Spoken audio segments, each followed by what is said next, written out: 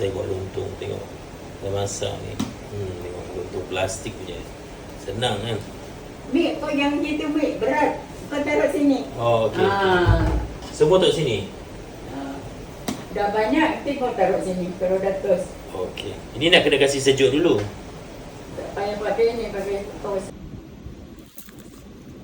Ni pakai plastik bagus ke pakai daun bagus? Daun lah bagus. Daun boleh tahan 1 minggu. Tapi rebusnya lama lah. Ini 2 hari, 3 hari boleh lah. Tapi daun lama masaknya. Daun 1 malam kau. Saya ingat lagi kat Tanglin Hall kan saya jaga dengan air. Kat Tanglin Hall kan aku rebus 1 malam. Dah Mik, yang tinggi-tinggi Mik. Okey, saya selalu masak. Tengok dia dah masak kuih. Masak kuih tak lama punya style. Tengok mak saya buat kuih bahtera gembira dan kuih tart orang lama punya style. Alright, dan selamat beraya semuanya. Dah habis, mak? Dah habis? Dah habis. Nak masak lagi? Tak. Cukup Biarkan kasih sejuk airnya baru boleh buang.